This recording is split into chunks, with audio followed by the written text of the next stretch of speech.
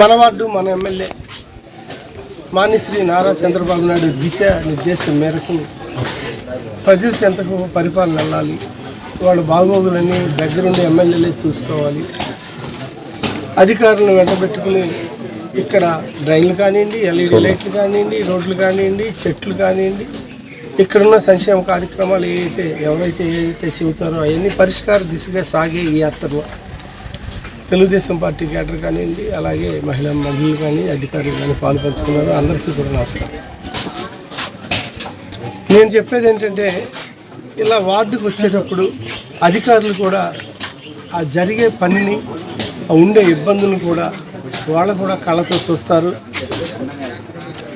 ఒక నాయకుడిగా కాకుండా ఒక సేవకుడిగా ఎన్నుకున్నందుకు నేను కూడా మా కళ్ళతో చూసి అప్పటికప్పుడే పరిష్కార దిశగా ఏం చేయాలి అనేది మాట్లాడటం.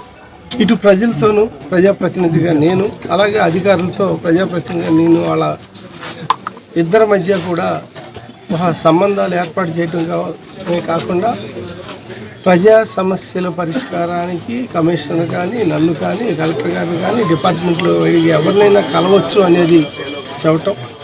మన ఆంధ్రప్రదేశ్ని ఒక స్వర్ణాంధ్రప్రదేశ్గా మార్చడానికి స్వచ్ఛాంధ్ర కార్యక్రమంలో ఈ పనులన్నీ చేస్తూ ఉన్నాం.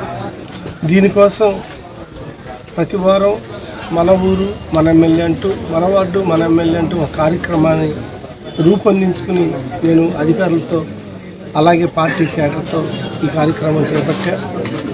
మొన్నటిదా అసెంబ్లీ పెళ్ళిళ్ళు ఇవన్నీ ఉన్నందువల్ల మొన్న చేసిన కార్యక్రమం 2 నెలల క్రితం లేట్ అయింది. ఇక నుంచి కంటిన్యూగా వారం ఈ కార్యక్రమం చేయడానికి ప్రయత్నం చేస్తూ ఉన్నాం. దీనికోసం విలేకరులు కానీ అధికారులు కానీ ప్రోత్సహించాలని, మీ దృష్టికి వచ్చిన ఏ ప్రజా సమస్య అయినా తెలియజేస్తే పరిష్కారం చేయడానికి సత్వరంగా మేము ముందుకెళ్తానని తెలియజేస్తూ మీ అందరికీ ప్రజెంట్ ఏ సమస్యలు గుర్తించారు సార్ ఈ వార్డులో? తెలియజేస్తున్నా సార్, ఈ డ్రైనేజ్ సమస్య ఎక్కువగా ఉందండి ఈ వార్డులో. డ్రైనేజ్ వాటర్ ఎక్కడికక్కడ వెళ్లకుండా అడ్డుపడి దోమలు ఎక్కువగా ఉన్నట్టుగా చెబుతూ ఉన్నారు. ఎప్పుడైతే డ్రైనేజ్ వాటర్ వెళ్లకుండా రోడ్లు ఒక అడ్డ రోడ్లు హైట్ ఉంటాం, ఈ రోడ్లు పల్ల ఉంటాం, ఆ డ్రైన్కి ఈ డ్రైన్కి తేడాలు ఉంటాం. ఈ తేడాలు ఈ సమస్యని పరిష్కార దిశగా మనం ఎట్లా చేయాలని మున్సిపల్ ఇంజనీరింగ్ డిపార్ట్మెంట్ డిఈ కూడా ఇక్కడే ఉన్నారు, ఆయనతో మాట్లాడి చేయటం. మరీ తప్పదు, ఎట్టి పరిస్థితుల్లో ఈ రోడ్డు హైట్ పెంచాల్సిన పరిస్థితులు ఏర్పడితే రాబోయే రోజుల్లో దాని మీద కూడా ముందుకెళ్తాం. బాపట్లకి ఇబ్బంది ఏంటంటే డ్రైనేజ్, అలాగే ఆ డ్రైనేజ్ వల్ల ఊరంతా దోమలతో ఆరోగ్యం పాడయ్యి మన మున్సిపాలిటీలో నివసిస్తున్న వాళ్ళందరూ చాలా ఇబ్బంది పడుతున్నారు. మనం ఎప్పుడు మున్సిపాలిటీయే చేయాలి, ఎమ్మెల్యే వచ్చి చూడాలి, మన ఓట్లు ఎక్కితే మన పని అయిపోయింది అనేది కాకుండా ప్రజలు కూడా భాగస్వామ్యం అవ్వాలా, ప్రజలు కూడా బాధ్యతలు తీసుకోవాలా. అటువంటి బాధ్యతలు కూడా ప్రజలు కొంచెం విస్మరించడం కూడా చూస్తూ ఉన్నాం.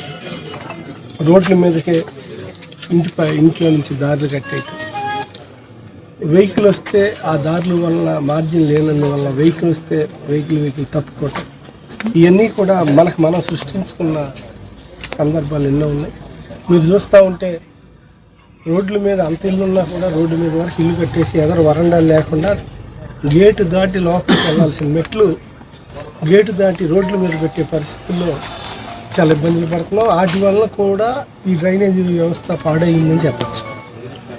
ఇటువంటివి కూడా మనం ముందుగా వెళ్ళాలి. కన్స్ట్రక్షన్ చేసేటప్పుడు ఇంకా మున్సిపల్ ఇంజనీరింగ్ విభాగం కానీ, టౌన్ ప్లానింగ్ కానీ, వీళ్ళు ఇలా ఈ మెట్ల విషయంలో వీటి విషయంలో జాగ్రత్తలు తీసుకుంటూ ఎప్పటికప్పుడు కన్స్ట్రక్షన్ చేసే ఇళ్ళకి వెళ్ళి వాళ్ళకి ఇన్స్ట్రక్షన్స్ కూడా రాబోయే రోజుల్లో ఇస్తే కూడా రేపు రాబోయే రోజుల్లో చేస్తామని తెలియజేస్తాం.